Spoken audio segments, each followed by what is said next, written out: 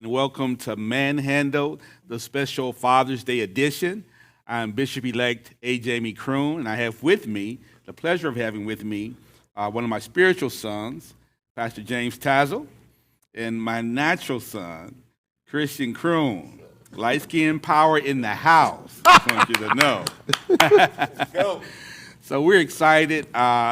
If many of you all had opportunity to witness the first Father's Day edition of Manhandle, Fathers and Daughters, in this segment is Fathers and Sons. And so I am so elated, so excited about our time together, our dialogue, our discussion. Thank you all for joining us on today, on this evening. Thank you all for just tuning in and listening to this really what I perceive is going to be a real heartfelt discussion. Absolutely. Where we'll talk about that father-son relationship. You know, it's so different. The dynamic of father and son and father and daughter is so different because there's a greater expectation of performance that a father has for his son. Sure. And there's a greater level of protection that a father has for his daughter. And so performance, what you do, how you respond, how you act in the marketplace, how you act in the world, how you act in situation and circumstance. While those things are also important for the daughter, I think there's a different expectation that a father has for his son. Jesus said stuff like this. Jesus said, "I can only do that which I've seen my Father do." So he's speaking of authority. He's speaking of what he's doing with regards to his actions and what he does. He wants to make sure that the Father is glorified Absolutely. in his actions. He wants to make sure that the Father is pleased with his actions. And so that's from the perspective of the Son. And the Father certainly, first and foremost, wants respect and obedience. And then following that, he wants his son to be successful. He wants his son, any father worth their weight in gold, would want their son, whether it's a spiritual son or a natural son, wants their son to do better than they do, to exceed Sure. whatever it is that they've been able to accomplish. A real father always wants that for their son. So we're going to dive in with a couple questions, and it's a dialogue, and so we're going to go back and forth. I'll have some questions for them. They'll have some questions for me, and we'll have this dialogue going on. So again, Pastor James Tazzle, I'm going to open up with you. Okay. He and our relationship spans 20 plus years. I have known him since he was a wee little. I was 2. But he is a tremendous son. He is a tremendous man of God. He has pastored as a senior pastor position. He has had the lead shepherding role. He is a husband. He is a father. He is a spiritual father to some as well. And so he has been with me now. How long have you been with me here at Redeeming Love? 8 or 9 years. 8 or 9 years, somewhere in that. 8, 9 years. And he has served in many different roles, different positions, and just a tremendous, tremendous man of God. So I'm gonna shoot this first question to you. Sure. And it centers around this understanding that we have these spiritual fathers in the earth. We have spiritual fathers. The word talks about the spiritual father. What does that mean to you when we use the terminology spiritual father? You refer to me as dad. I refer to you as son. We interact that way. Mm-hmm. But tell me, what does it mean to you? What does that role, that position in your life mean to you? So it's interesting because I grew up in the church, and the person that I grew up under his pastorate in my childhood, Reverend Dr. Armstead, I considered him my spiritual father in my youth. Sure. Because, for one, I was still a child, mm-hmm. and my father, my natural father, James Sr., dealt with those things that were of the nature, sure. of the natural man, sure. because that's what he knew and that's sure. what he understood. When I gave my life to Christ, it was now trying to strike a balance between the natural and the spiritual. So in doing that, mm-hmm. Dr. Armstead was available to me to counsel me, to guide me in the spiritual things, sure. and to be able to tell me, Yes, it's still, you're not sinning because you're playing football. Yeah. Just find time and keep your balance in what that is. Right. So in that, I then move into my own maturation to becoming a father. Okay. Then my perspective changes on the natural purpose of the father in that piece. Then as Dr. Armstead is gone home to be with the Lord, as I'm matriculating through ministry and that, our relationship, the dynamic of it changed because there were some areas I needed to grow up in. Sure. Still in the spirit. Sure. And I had confidence and could see in your walk where you had a lead and maturation on that for me. Sure. So in that, I can come to you. And even when I was a lead shepherd, when I was a senior pastor, I had a bishop, but the relationship with that bishop was more clerical, more Episcopal. And there were times when you needed a father figure to be able to, talk about the heavy things, the weighty things on the emotion of you. So for me, the spiritual father answers the question of that bridge between the spiritual issues and those things that you need to mature in, as well as trying to find that balance in your nature as you're walking out what that spiritual realm is. Because there are some things as easy as I won't use the word easy, something as simple as loving your neighbor or dealing with a dynamic in your relationship. Yeah, on my job, I know this and this and this, but then I look to how will God want me to respond in this scenario? So there are times where you will need to have someone who is more mature in that area to be able to speak to that to help it grow up. Absolutely. And it's interesting because the Bible tells us to train up a child in the way that it should go, that when they're old, they won't depart from it, which is interesting because it almost gives this thought that when they grow up, that as they grow, they'll begin to form their own opinions. They'll begin to, think they know everything. They'll have friends, and they'll say stuff like, "My friend said," as if your friend knows any more than you know. Right. But it's a way of qualifying what they're getting ready to say. My friend said. So when you say train up a child in the way they should go, that when they're older, when they grow up, when they come to the position and place where now they can make their own decisions, they'll have some formative years where they have been developed and understand now right from wrong. Absolutely. Now, you still have to make a choice. Absolutely. But you will understand right from wrong. The challenge is, for many of us, and Paul says, he says it best, the good that I should do, that I don't do. Oh, wretched man that I am, who can save me from this body of death? He says there's a war going on in my members. There's a war going on in my body. And I know to do right, but that I know to do, that I don't choose. Sometimes and so there's this struggle. There's this internal struggle. Absolutely. And I think that the Father helps and assists in helping you kind of walk through. If you allow him. Absolutely. If you allow him.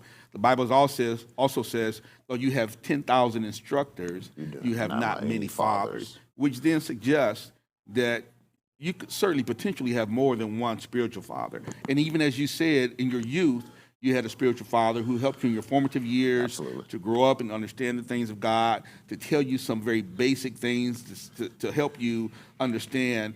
Though some people would say you can't indulge in some of these things in the world, playing football is not going to send you to hell. Playing sports, going to the movies, and there are reformations that believe that there's some things you cannot do and you shouldn't go to the movies, you should go dancing. There's just some reformations that believe that. That being the case, when you have someone in your youth to help you navigate some of those things.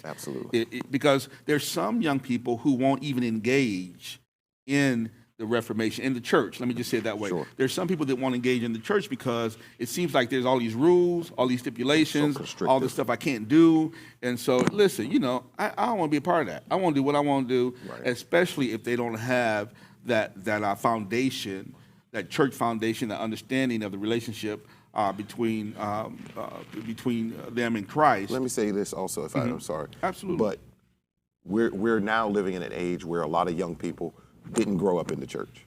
And as they're coming to know Christ and trying to experience it for themselves, I see the young people feel more invested if they have someone they can go to. Yeah. Rather than when it comes to those weightier things, they want to have somebody that they have confidence to say privately, you know, I got this left field question that I just don't get. Because in school, they're saying this. Right. But it doesn't feel right to me. Yeah. And you need to have a confidence in a father in the faith to be able to help you walk that out. Absolutely. So you have this different dynamic, Christian. You have this different dynamic because not only am I your spiritual father, I'm also your natural father. So there's this, you know. I only got spiritual whoopings. I got the natural. You got the spiritual and the natural whooping.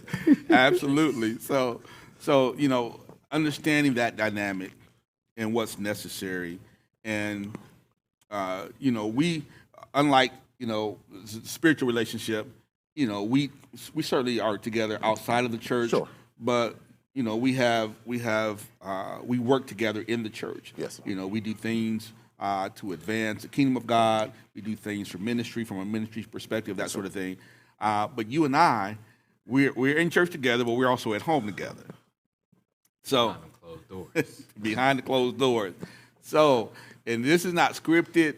I didn't tell Christian what he could or couldn't say. He's put no boundaries have been put on him, so he can tell you the absolute truth from his perspective and what he believes. Have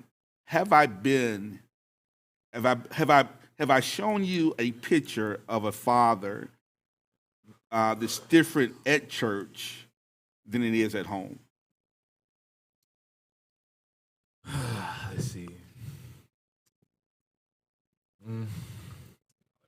Yeah. I'm like, it's like he's struggling. No, I'm just playing, but no, you've definitely been consistent. Same way you are at church, the same way you're at home. When it comes to discipline, it's always been a respect level that I have for you, just because of the way that we were raised. I know right from wrong. Like I know, to make good conscious decisions. Sure. I know when to be able to select the pros and cons. Like they're just they're variables and things that you've instilled in me as a child that I've consistently used to help me to make the best decisions that I can for myself. And so I've been able to look at you as a role model in my life for 27, almost 28 years now, because you've always been consistent. Like you've always been my dad, like no matter what. And there have been times to where I felt like I've gotten a lot of more so like the spiritual aspect, even though I kind of look for more of a natural sense, like it's in regards to like answers. Sure, like sure. Sometimes it's just like I don't want Pastor Jamie, I want Jamie. Like, I just need him. But it's good to have that though at the same time, because a lot of the people that I've grown up with or people that I have experienced, they don't have that the spiritual father foundation. And so it's always been, a balance with you. And I'm glad you said that, because that's important to me, and I've come to understand as a pastor, both to spiritual and natural, and spiritual and spiritual here, that there's some things that happen, situation and circumstance lend themselves to the approach and how you deal with those. There's always spiritual application to everything that we do. Right. But I understand there are times, though, the response has to be a fatherly response, not a pastoral response. But this is your dad. I'm talking to you as your dad. I'm talking to you as the man who birthed you. I didn't birth you, but the man from whose loins you come. Let me say it that way. So then, understanding that dynamic, natural, spiritual, being the same here and being the same at home, not showing you a different picture here for the people to see, and then we get home and I'm a completely different person. So I understand that, because again, Jesus said, "All I can do is that which I've seen the Father do." It's not what you view here. This as important as what you see and experience at home, and the consistency there is so important. And now that you are father, my grandson, my little guy Mason, now that you're a father, what do you understand to be important about what you show him? Because, you know, he's like a sponge right now. He's a sponge, and what he sees and what you do, I mean, he mimics it. I don't know if I've met a child that loves their father to the degree, you know, like Mason does you. I mean, he is always about daddy. Where's daddy? I want my daddy.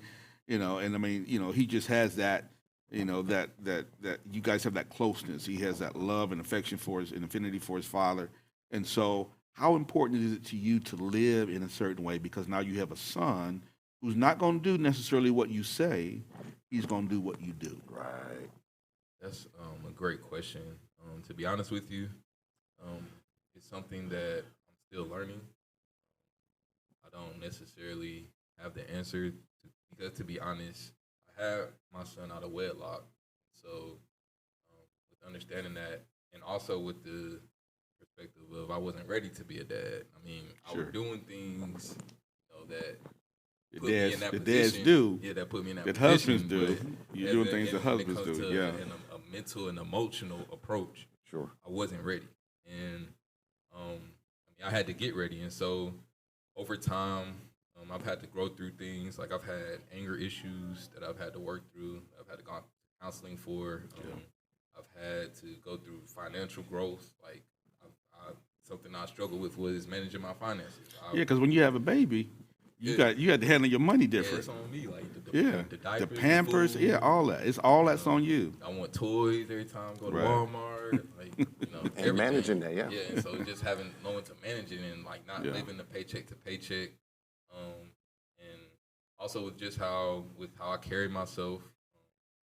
One thing that I've noticed in my son is he has watched how I respond in situations. Yeah. And I've seen some things I don't like, and I've seen some things that I do like with how he responds. Sure. So I've had to become more temperamental with how I respond in situations. Like I can't just respond just because you know that's what my emotion is. Like you know I feel anger, so I'm going to respond. To Has it made you more conscious? Yeah, absolutely. Of what or how you respond? I have to. And what you show him. So you got to think about. So while I'm trying to process the situation and my emotion, I've also got to process the fact that he's watching. Yeah. And to be honest, that's something I've learned within the past year or two. Like, it's not something that I knew off of from jump. Like I had to learn that, and unfortunately, my son has absorbed some of the negative things that I've portrayed out. Sure. I believe he has received some of the angry times that I've displayed that angry emotion, and I'm doing everything that I can now to show him a better way of responding. Exactly. And, not reacting just because you feel this way. Like you said this to me and I'm mad at you, so now because you made me mad, I can say something back at you to make you mad. Right. It doesn't have to be in that. And to mirror on the other side, it's the same thing for a spiritual son. Yeah. When you see your spiritual father, I had the benefit of having taking the role of a pastor. I was a shepherd, and to be able to interact to see how you handle your sheep, you get to take that and say, okay, so even though the deacons are doing X, Y, Z, the response to them should be A, B, C, right? So that we get the outcome that benefits the kingdom. Exactly. Because you may have someone who comes into the church who's a young man who maybe has been independent or on his own for a long time, right? And then suddenly, and let me make it more concise. I've seen in the time that I've been here, you have fathered in the spirit ex-cons, homeless people, absolutely.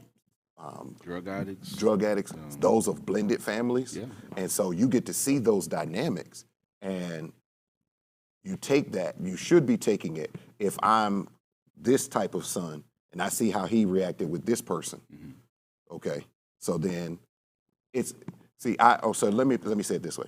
I have two older brothers. there's some whoopings I didn't have to take because I saw them get a whooping for it. Right. So if we are mature and we are responsible as a son, we see how daddy responds in this scenario. I'd rather have that outcome than the other outcome. Absolutely. You said something, Christian, that was so it was important enough that we have to go back and just talk about it, because you talked about, there's some things that you've shown your son that were negative, and you've seen him, play some of those things out, but you've also seen some things that were positive. What I've come to understand about fatherhood, first, there's no perfect father except God the Father. There's no perfect son except Christ. Jesus, the Son of God. What I've come to understand in the role of father, son, whatever dynamic it is, that one of the most empowering, important things that you'll have as a father or as a son is the ability to say, I'm sorry, the ability to ask for forgiveness, the ability to change the dynamic of whatever it was that wasn't right and make it right. So even in your, some of the displays of emotion or anger, whatever it is that Mason has seen, you have opportunities still to make that right. And that's important to understand. As a father, the maturity of a father says that, one, I'm not perfect. One, I understand I'll make mistakes. But as a father, I'm gonna go and apologize. As a father, I'm gonna make it right. As a father, I'm going to turn, I'm going to change, I'm going to repent, and I'm going to do things differently so that those children that are watching me, sons, daughters, whatever they are, natural or spiritual, that they can see the turn. That sometimes is more important than just seeing someone who does everything right. Sure. It's being able to see someone who doesn't do everything right, but when they do something wrong, they get it right. How to handle that. Yep. Exactly. That's something I had to learn as well. Like, don't get me wrong. I was a man of that wanted the last word. Regardless, like, if I felt how I felt, I said what I said. I'm not apologizing. If it made you feel some type of way, hey, it is what it is. I'm not sugarcoating it, but I felt like I did that because of how I was kind of bullied when I was younger. And I used to bottle up my emotions a lot. I didn't express my anger. I didn't express being sad. I didn't express, just any emotion. I just kept it inside. And so whenever something did happen, it was just a big explosion. And it was everything just coming out at one time. And I was just like, I'm going to let you have it. Like, you're going to have all of it. And So they get what was that current situation plus everything that was bottled up. Right. So they stepped on your shoe, but you ready to fight them. And they're like, dude, I just stepped on your shoe. I'm sorry, but I'm ready to go in on you because, I'm not just dealing with you from the current situation. I'm dealing with you from everything that's bottled up. And it's a father's responsibility to help unpack some of that stuff. To sit down and have conversations about how you're feeling, what you're doing, what's going on, so that you can unpack some of that stuff. You don't have to carry all of the weight and pressure of all of life's experiences on your shoulders. And then when something happens that's small and minor, it's the eruption is it doesn't compare it with the situation. Right. So you're just like, dude, you just went way in, and this is so minor. So I wanted to say that because, I think you do a great job as a father. I do. I watch. I've seen you interact with Mason. I would say that I do a pretty good job as a grandfather too, as his papa. He loves his papa. Y'all trying to tell y'all that boy loves his papa. But hey, buddy. Hey, man. So just in that moment that you realize you've done something wrong, or you said something that was too harsh, or because as you said, something's built up, and so I had a bad day at work, and we don't know, observing you as son, that at work they did a b b b b b, right, and then when you got to the gas station and it didn't work, right. He's like, and then I got a flat tire on the way. He's like, I ain't never from the gas getting station to the church, and it's just everything's going. So all those things bottled up. One of the things that's so important that a father, that I believe a father, a transfers to the son is the ability to stay present in the moment and not pull everything that's ever happened to you into that situation. So look at it also, and I completely agree. Then I flip it over. You also want to create that kind of environment so that your son knows Yeah, it's starting to build up on me, yeah, and I need to talk. yeah, yeah, yeah. This, I don't understand what's going on with me. I'm feeling this kind of way or that kind of way, or this is happening and I don't have an answer. That's one of the things I observed with my son and daughter. Yeah. To be able to recognize where they are and create an environment to say, this is a safe place. Yeah. Let's be respectful, but there are some times that you need to let some of that off. Yeah. And let's resolve what that is so that somebody else doesn't unnecessarily catch that. Exactly. So yes, when you observe your father say, listen, son, I went way too far with that, and it was just too much built up, and this is a situation I'm trying to learn how to, do this way. Then he's like, okay, well, if you're trying to learn how to, handle stuff at work, when I go to school and somebody in my chair, there's a way to handle that. Yeah. Okay, I see what you're saying. Yeah, and there's a process. So that helps understand that sonship, fatherhood, whether you're a daughter, there's a process that takes place. I am always learning how to be a better pastor, how to be a better father, how to be a better husband, how to be a better friend. Yep. There's a process to that. It doesn't just happen instantaneous, and then I am the best husband, I'm the best father, I'm the best friend. It doesn't happen that way. That is a process. Yep. And so then you understand and you learn as you go along. And what will happen is that the trials of life and the trials of relationship will help you understand how to better respond to those situations and circumstances. It's going through it. Yeah. It helps you understand it and then respond differently the next time. It's only when you don't learn from that moment Yes. that you're bound to repeat it. Yes. Yep. But if you're willing to learn from it, then it can have a completely different impact and effect and outcome the next time that it happens. Let me get to our next question. So I'm gonna ask you this question, and then I'm gonna ask the same question to you, but from a natural, spiritual perspective and from a spiritual perspective. Absolutely. In fact, you just handle the natural side on this question, and you handle the spiritual side. Sure. So here's the question: how is our relationship, father-son relationship, how has that relationship impacted not your life, not the way you think, not the friends that you hang out with and have, but how has it impacted one of the most important things about you, and that is your purpose?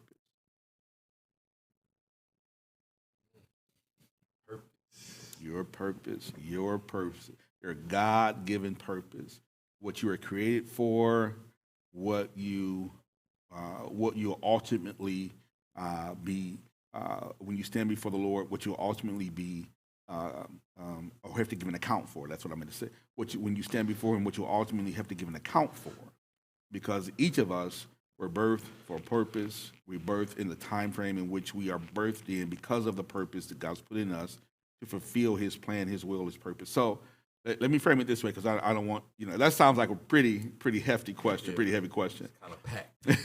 So when we talk about the relationship impacting your purpose, I want you to understand that purpose oftentimes is given a little by little. So when I talk about David and this thing that I'm doing on divine assignment, that we understand that how it it's playing out in David's life. Absolutely. Perfect example. Yeah. And so it's playing out step by step. And you see his matriculation all the way through. All the way through. Before he gets, now he's anointed king, and that's interesting because that's the very first interaction we have with David is the moment when he's anointed. He's told of his prophet. purpose. He's elevated spiritually. So he's anointed by the prophet Samuel in that moment, but he doesn't sit on that throne till years later. So you're told you're a king. You're anointed king. But now you got to go through the process of becoming the king. Yeah, and this is one of my favorite stories, but anointed king, all of that, your brothers brought in, Yeah. and that dynamic of, Yeah. of people saying, why him, and all Yeah, that. yeah. You're anointed, you sit down, you eat bread, you break bread with the prophet who is giving the word and all that, and it's magnificent. Yep. And then your father say, them sheep still need to be tended Yeah. to. So you're But I'm a anointed king, but king. going out here, But did you see David have any problem with that? The Bible doesn't give us any signal or any inclination that he had issue with going back. In fact, I think David wanted to go back. Right, Let me he's just right. go back to with the sheep. Let me just go back. Let me just go back to the sheep.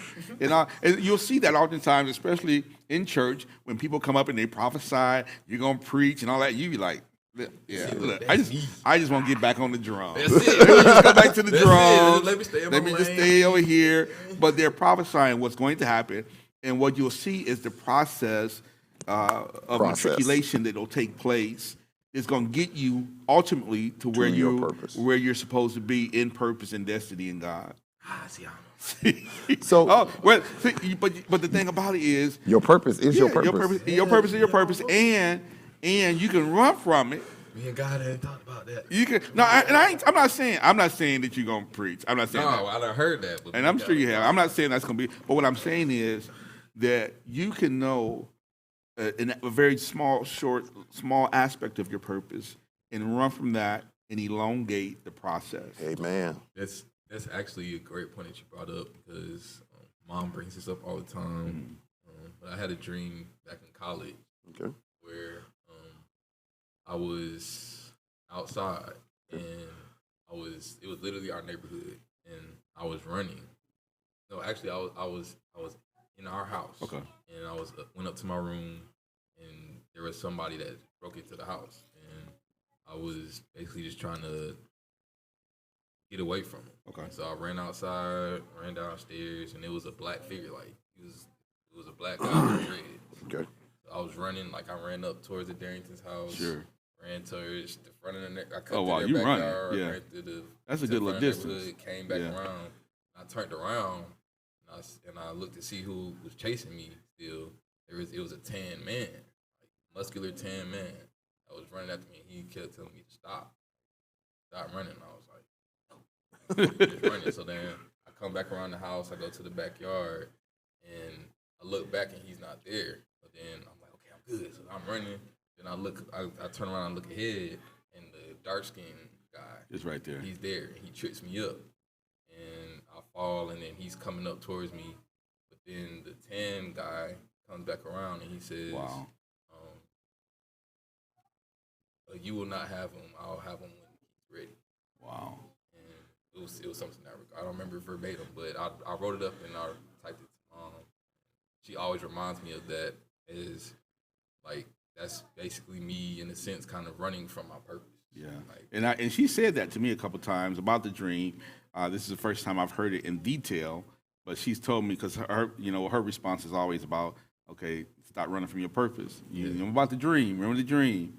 One of the interesting things about that whole dynamic in running from purpose, your purpose is God-given. Mhm. He gives you both the will and do his good pleasure. He puts it in you, and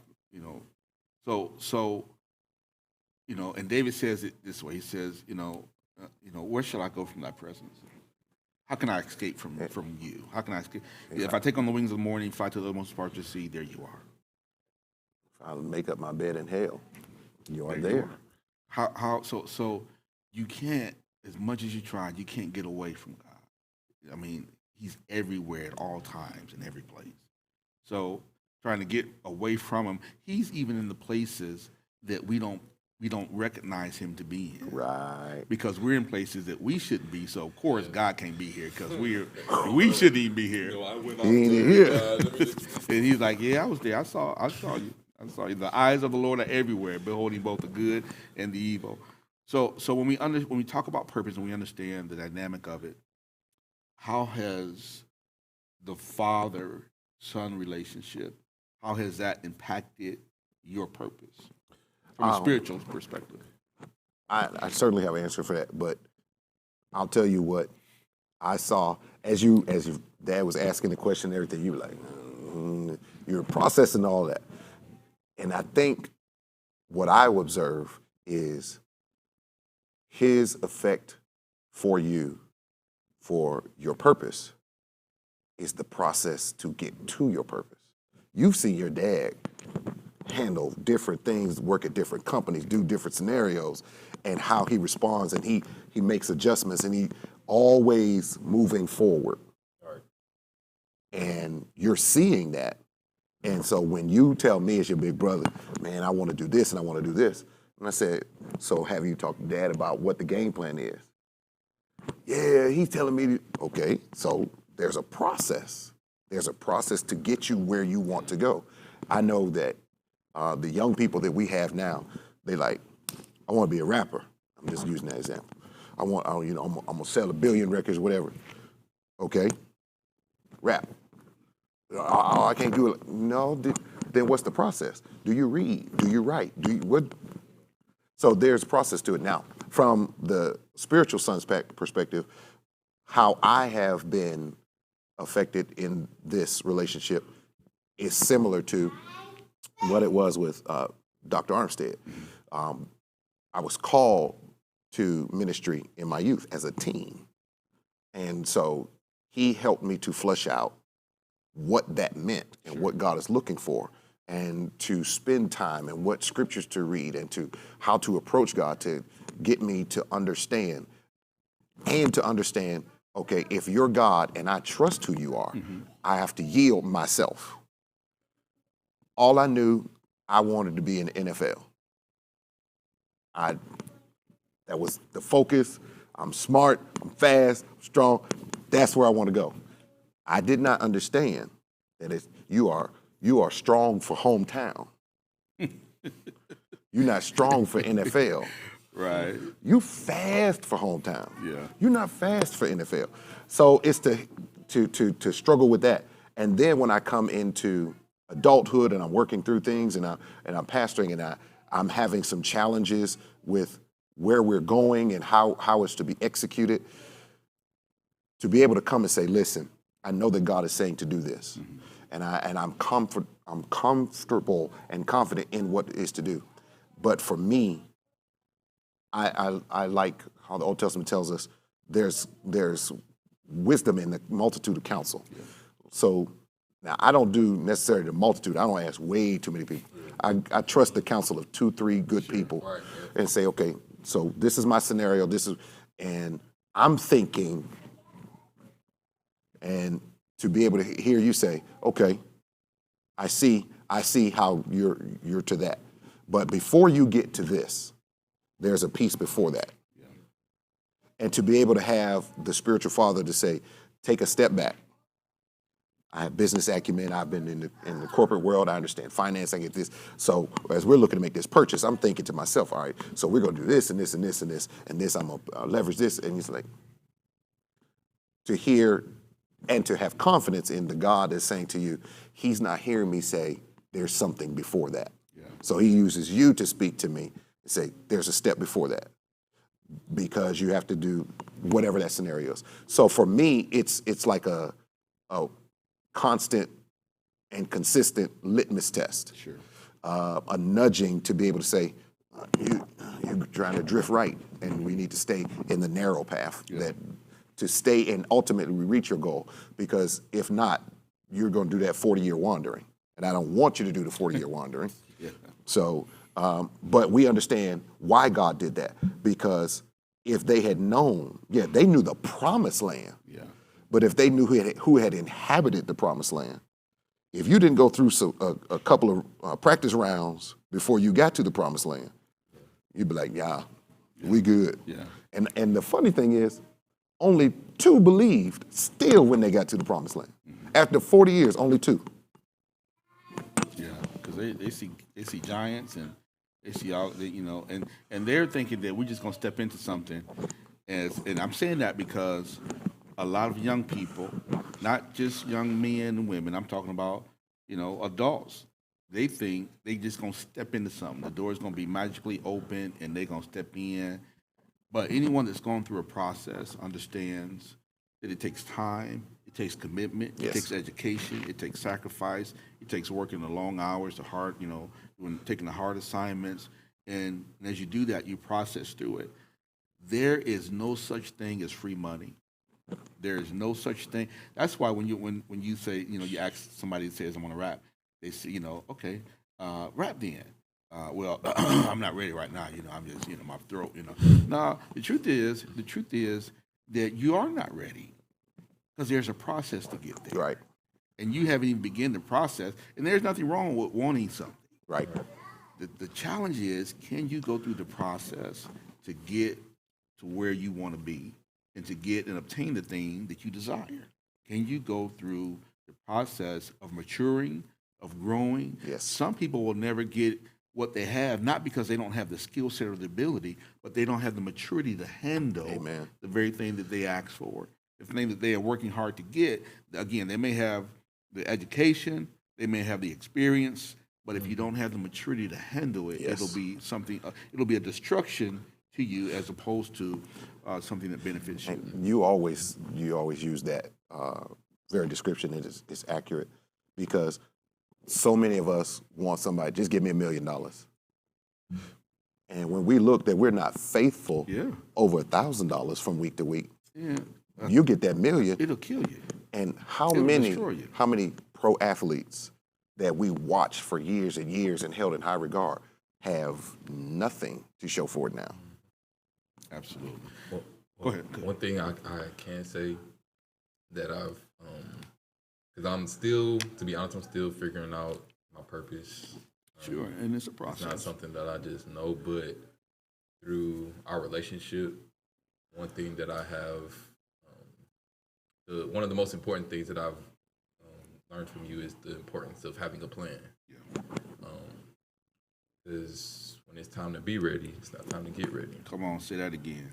That's like that's a saying that That's the I mantra. use a lot Yeah. because a lot of times I was going into things just like, what, just make it happen. Just being in the moment, like whatever happens, just kind of just this is what I want, so I'm gonna just go for it. Like Right.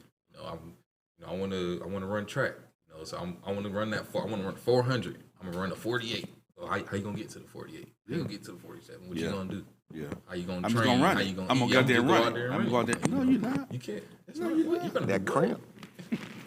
You go out there and run that 400 and sprint all the way out if you want to. Yeah. And see if After you make that it to the finish 200, line. see what that next 200 looks like. Look, I trained for it, and my dad had to carry me off the I track had to carry him off the track. at the state He championship. left it at on the track. He left it all but out he ain't there. had nothing to get off the track. I was on E. I've been there, bro. Yeah, and all those things are important. I want to, because our time's getting away from us. And this next question is I think this is probably where we're going to end Okay. right here. So here's the next question. The people want more. Give them some more. I know. Here's it. I've had, my natural son, my spiritual son, both of you all. I've had moments. There's been moments in our relationship where I've had to bring correction. I've had to bring redirection. I've had to bring instruction. Correction hurts, y'all. It hurts. Yeah. So where both of y'all are concerned. So and that is, for me, that is the litmus test to real relationship. Yeah. So because you could, I've had many people, more than my fair share of individuals calling me dad. From a natural perspective, a spiritual perspective. I got so many children, that didn't come from me, but they certainly came through me. Okay. And so, but having that understanding of being able to accept discipline and correction, being able to accept redirection. So redirection is simply saying, you're going the wrong way. Let me shift you. And but because my view is different, my perspective, Yep. a father's perspective is always different than the son's perspective. Absolutely. And because my perspective is different, and I'm looking further than you can, I'm seeing things that you can't see. When I shift you or redirect you, because you think you're going in the right direction, and you think that that the promised land is right in front of you, you push back against that redirection. Mm-hmm. So here's the litmus test. The litmus test for both spiritual and natural sons is the ability to handle moments of correction, redirection, of discipline. And the Bible says that the Father chastens them, loves, Chastens who he loves. he corrects them, he disciplines them, those in whom he loves. There's an aspect of love that comes with correction, comes with discipline, comes with redirection. It's done in love. You correct your children because you want them to learn the right way to do things. But now the son's response will determine the depth and the reality of the relationship. Yep. Because I've had to correct some people or redirect some people and say, this is not the time, do this first. Or like you said, there's a step before you get to where you want to go. There's a step that you've got to complete. I've said to people, you need some more time with me. You need to spend some more time with me before you do what you want to do. And they were insulted. But they call me dad. So that's the kind of thing that you struggle with on both the natural side and the spiritual side. Mm-hmm. So tell me how you have handled correction, redirection, and discipline. I'm gonna let you start, and then we're gonna come to you. So first thing I'm gonna tell you all, I used to tease Bishop-elect. I said, I believe I am the oldest spiritual child because I get all the whoopings, even the ones that aren't mine. I'm I'm getting this one. I ain't do nothing. But I've heard that from the kids. I ain't do nothing, so I'm just whooping you for no reason. Yes, you are. This time in this sscenario, it's not me. But I ain't no snitch. I ain't gonna tell on my brother. So I'm gonna take it. I'm gonna just go back and talk to my brother. Be like, I took that one for you. Hey, my boy, you owe me. But no. It is a litmus test. Let me say first, when we need to be very careful in using the term of spiritual father, and I'll use to speak that. Sure. You need to be very careful because that is synonymous with saying, I love and respect who you are. Yeah. And if I love and respect who you are, then I'm going to be obedient into that instruction, even the times that I don't like the instruction. So if I have submitted myself, another important point, that I'm submitted myself and I have confidence in what you can speak to in my life. Yeah. That means even when I don't agree, because let's be honest, we're going to have situations where we don't agree about the path to take. Yeah. But as many times as my natural father has told me, don't do this, and this. Now, my comeback could have been, you got an 8th grade education, or you went to the military, your life is your life. I'm trying to do this over here. But what I need to be able to do, and the dynamic for my father and I had to become, most of what my father's trying to give me, he's trying to say, don't do what I did. Yeah. Yeah. I may not be able to tell you the right way to do it, but listen. I can certainly tell you the wrong way to do it. Exactly. Yeah. Yeah. But then there becomes a point, which is you have to be a mature son to be able to understand. Father may not have all the answers, but he's got some of those answers, and I need to be able to give some latitude to what that is. So for me, there's 2 points that makes it important with regard to correction and redirection. If I have love and respect for whom I have submitted myself to, then I have to put that confidence in, I have to keep that confidence in you. That's why it's important to be able to think that out. And let me be abundantly clear. While I have expressed, use the term dad, sure. When I speak to that, for me, for James, I'm speaking to the God in you. Absolutely. There is a father connection from the Spirit to give to that. Absolutely. So if I trust the God in you, I trust that you're in prayer for us. I trust that you're constantly seeking God for us, and I trust that you're getting into the Word. That if you have made that investment into time with God, I know that God has planted something in you. Yeah.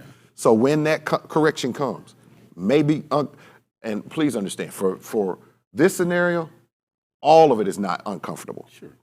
But you have to say, okay, because Pastor Jamie has asked me to do some things I did not like. But I did them. He did. And then, And I knew when I asked him, he didn't like it, and he didn't want to do it, but he did. so I'll give an example. One particular scenario, I was talking out some things and some frustrations, and he said, I just got a question for you. It's like, okay, are you ready to die? What? Are you ready to die? First thing I thought, I'm like, Isaac, Father, I see the wood and I see the fire. But I don't see no sacrifice. But that was an uncomfortable, but okay, if I trust the God in you and I want a result that you have already worked through and gotten, I'm going to trust the process. Then beyond my love and respect, I have to get to the point where it's like, I'm ready to be submitted. Yeah, that's the key. That's the key. You know what's so interesting? And you said this about you are gleaming from and attached to the God in me. The God in me has shown up before any authentic relationship has certain components to it. One of the most important component to a relationship, to a viable, thriving relationship, is love. And so when the Bible says the Father chastens them whom He loves, love doesn't come on the back of the chastening. Love comes before the chastening. Right. And it's because of the love that you experience from the Father, you can accept the discipline because you know the discipline is done because of the love. Right. And so even with the natural children, and it'll help us to segue into to your direction, that there will never be a time that you're being disciplined and it's not associated with my love for you. Even as you are now a young man and with your own son. I don't know. It didn't feel like it. I don't know if it's love. It's love in that. It Trust is. me. It's love in that. Now I do know now because it makes sense. Yeah, it's love in that. It's love in that. And it didn't feel like love, but love takes on a different feeling when there's a different response that's required. Yeah.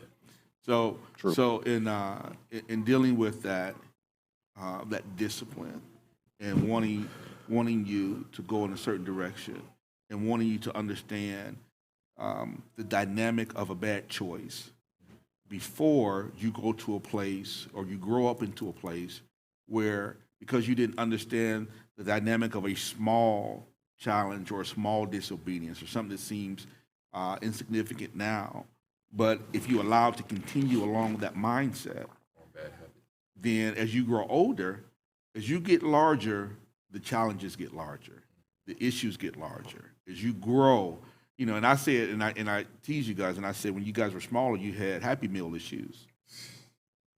Happy Meal issue cost you a few dollars, and you got Happy Meal issues. But as you grow up, Get the car no rent. yeah, you got a whole. Listen, we not even at McDonald's no more. We at Ruth Chris. We at we're at a whole different. So the challenge in that is being able to understand the love first, and then because I love you, I discipline you. Because I love you, I redirect you. Because I love you, I correct you. And it's usually not until we get older and have our own children that we have to correct and discipline and redirect.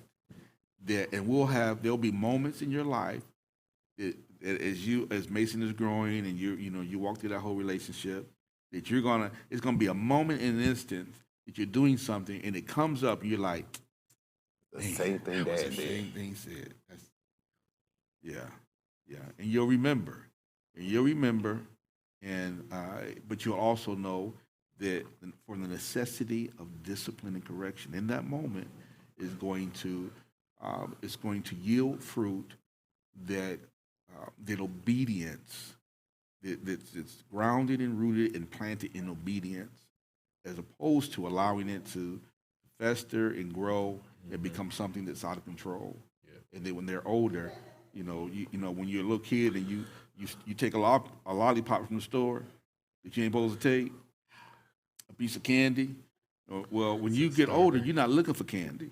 If that action is not corrected, when you get older, you're not looking for candy.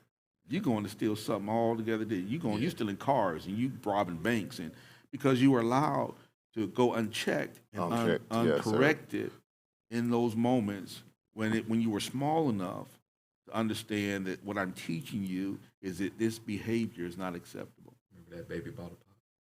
I remember it. I remember it. So let me say this also.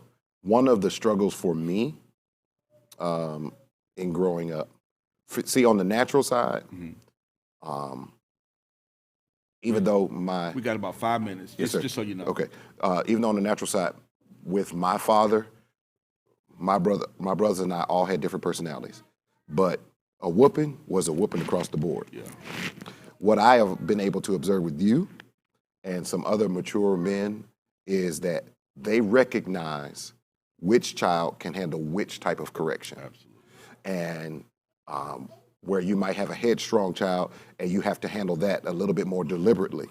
There's another child that you can sit down and let's talk. We need to talk about this. Yeah. I need you to understand. And for them, that's click. Yeah. I never forget, I was trying to help raise my niece when I moved down here. And I was talking to her about something, and I said, I'm so disappointed. And that cut through deep to her. Yeah. And she started crying, and I was, wait, why are you crying? Right. I didn't do nothing yet. But then I started to realize what was important to her. How you felt about her. And the fact that you were disappointed in that moment, that saying I'm disappointed in you was a blow that struck her harder than any physical blow. Exactly. So much respect and reverence. Yeah. Exactly. Yeah. And again, so to know and identify that you know how to look at particular children. You have your own children who respond differently to different things. So many times growing up, I grew up Church of God in Christ, and they believed in what we call open rebuke. And would be in the middle of teaching something or whatever, and somebody moved their seat and will call this person out right where they are. Now that I'm older, I'm like, if you did that in a church today, then people be like, let's get up and we are going. Yeah. I ain't gonna never have somebody talk to me like that. Or something. Sure. So it's to know the right way which to correct. And it has to be seasoned. It has to be bathed. It has to be rooted in love. Yeah. And when someone knows that you love them, it's much easier to take that correction, to take that discipline, to take that redirection, because you know that where it's rooted at. It's rooted in love, and you know this person has always had your best interest at heart. Yeah, and a lot of times, fortunately, I wasn't the best kid growing up. All the time. You were pretty good. I wasn't a bad child, but I had moments. I was a bad child, and so in my moments, it would be a fear. I'm not gonna say I wasn't scared, because like when I do something I know I'm not supposed to be doing and I get caught, it's a fear that you have. So it's like my mom will make us, go sit in the guest room, go fold your hands, sit in the room, wait till your dad gets home. So the weight is it's the weight. It's the weight. So it's just like, when he comes in, when you hear the door close, you're like, but then sometimes it's not as worse. It's not as bad as you think. And sometimes it is as bad as you think. Yeah. But it was always done in love. Like I always felt like when my pops disciplined me, it was because he wanted to see better in me. He wanted me to. He didn't want me to continue to form bad habits, and they changed into formed into something that of who I am. Uh-huh. And so, but even in that, like I would get in trouble, and 5-10 minutes later, he'll come up like, "Hey, you want to go to McDonald's?" or "Hey, you want to go to the movies?" No, I don't want to go anywhere with you. You just whoop me. Like, come sit with me. I can't even sit down. But he'll say, let's go watch a movie, or let's go get something to eat. Right. And so it's always been that. Like it wasn't just he was just beating us to a pulp, and just like, you're gonna do what I say. It was done in constructive love. Like it was constructive criticism. And so That's something I've always respected. I never fully understood it, but something I've always respected, that you've been able to, I guess, be able to differentiate between, being angry Absolutely. and correction. correction. So when things happen, it's not. It certainly can make you upset because you want better for your children, spiritual or natural. Yes. And when things happen, sometimes you have to take a moment and process it. You have to take a moment and say, you know what, this happened, but here's how we're going to go forward. Because at the end of the day, the God that we serve is a God of redemption. So no matter what happens, we're going to have a discussion. So even now, you and I, I deal with you differently because you're a man now. You're not a little kid. So, so we'll sit down and talk, and we'll talk through, the situation, and okay, do you think you handled that right? You got to fix that. You got to do this different. You can't, And so we'll have those discussions, and I'm telling you, I'm gonna give you, the Bible. I'm gonna give you Scripture. I'm gonna give you wisdom, and I'm gonna give you some experience. And then you could take that and you say, okay, and I'll say, he'll ask me to do something, or he'll ask me something. I'll say, well, this is what I would do. He says that every. Because I'm not going to tell you what to do. Yeah, he's like, so this is what I. But I'm going to tell you what I would do in this situation. If it were me in this situation, this is what I would do. Because I want you to think through it and then determine the best course and the best path forward for you. He does that with spiritual sons too. And it works. And it works fine. So I'm like, don't tell me what you would do. Tell me what I should do. No, I need you to tell me what because I should then there are because then we don't get a chance to mature in it. process and think it through, Yep. and then make a determination. Now there are some times when I may say, you know what, let me tell you what you need to do. Yeah, and he has done that for And sure. there'll be moments. Yes. That I'm not going to tell you what I would do. I'm going to tell you what you need to do in this. And- Because sometimes the urgency of the There you go. response There you go. is this is what you need to Yeah, do. that dictates what your response. Exactly. And like you said, there were times after you gotten a spanking, because I don't think y'all got whoopings. What we got was whoopings. So you That after you black got beauty. after you got spanking, and he's telling you, come and sit with me. It's because it doesn't end in that corporal punishment. Is it corporal or capital? Corporal punishment. Corporal punishment. It's not in that moment of corporal punishment. Capital punishment is death. Yeah, that's what I thought. That's what it felt like for me. When corporal punishment comes, that shouldn't be the end of it. That is that moment of, okay, so I got to ingrain this particular correction into you. Yeah. But then you need to spend time with me so that you understand what. And in that moment, I've had it here in this church, and have say some quote and just call me out, and then at the church say, "Come in my office, sir." Come on, son. No. Talk to him. Good. I'm about to Come go on, home. I don't gotta leave go me. home. I'll be like, don't leave me. And then Come on, sit with Come on, me. we got to go get something to eat. Then leave you're gonna me, bring come me in the sit with office, and I gotta wait till you talk to other people. Now I'm waiting in the room like, come on, man, just give me what I need, because I want to have that attitude. But even in that, it's to say, listen, that correction came for you, but there's a reason. Let me help you understand. I'll have to tell you, from my childhood, and I did for many years blame my father for not understanding how to correct properly. We would get whooped. But then I had to mature and understand where he was. Yeah. And why he did what he did is because that's all he knew. That's what he received. Yeah. And then I reached a point, and literally there's a point where my father challenged each of my brothers about manhood. And because he was an imposing figure, for him, you got to stand up to me. And that's when I will let you know I respect you. And I saw every one of my brothers respond differently to it. Well, I'm James Jr. You want to go? Let's do it. And my mother hated it. Yeah. But when I had my grown man moment, my father laughed and walked away. But then I realized, oh, that was the test. Okay, So there are times, and like I said, your father is going to interact with your sons and your daughters differently. Yeah. And even when we are in the fellowship and the Reformation, and I'm seeing how you say to somebody, "Hey, come here, let's talk about that." Wait a minute, Dave, how you did me? You know, but then you understand. Okay, maybe that's how that person needs to be handled in that moment, because his desire is the outcome. Absolutely. It's not the punishment. It's never the desire is never the punishment. It is the outcome and what you learn from the correction and how you move forward from there. And so when that happens, my hope is that you see that and that you understand that as you go through life and you do what you do and you're raising up natural children, spiritual children, that you understand they're so uniquely different. Yeah. And that you cannot handle them the same way. Sure. And that while one can handle this and one needs this type of discipline is different from the, and this one, if I gave someone the kind of discipline that I may have given you, they wouldn't make it. Right.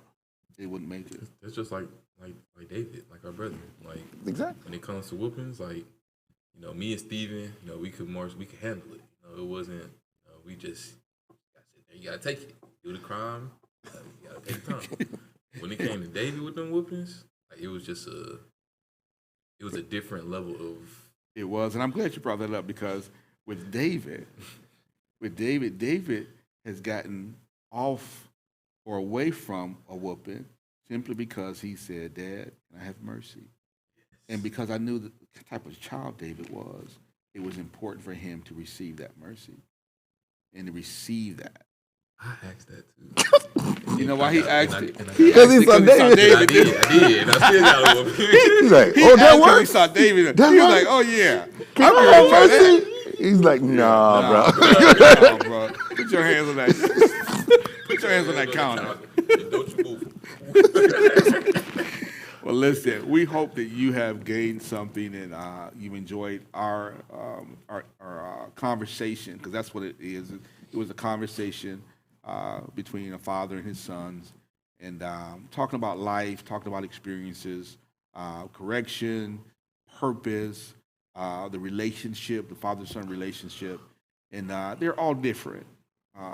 But what I believe, the one golden thread that you can find interwoven between all those different dynamics and relationships and individuals is love. And the father's love for his children. No comparison. God so loved the world that he gave his only begotten son. That there for me says it all. And so we want to say happy Father's Day to all the fathers. We salute you, we respect you, we honor you. We understand the task, we understand the assignment, we understand the sacrifices made in being the father that you're called to be for the children that you're called to father. And so we just want to honor you on today and thank God for you and pray and believe that this is going to be the best Father's Day that you have yet to experience. So as we leave, and I just want to say how much I love both of you all. Love you too. And how your lives, as you live them now, is certainly a testament of what we've walked through together and how we've matured and grown up Absolutely. together. And I'm proud of both of you all. Thank you, Immensely proud. Proud of you too, man. We love you all and look forward to seeing you soon. Don't forget next month, Manhandle. It's gonna be tremendous. You don't want to miss it. We're gonna talk about some things that pertain to how men handle natural desires. So we're gonna talk about some of that. How a man handles those natural desires. Needed conversation. It is. Until then, the Lord bless you, and we'll see you soon.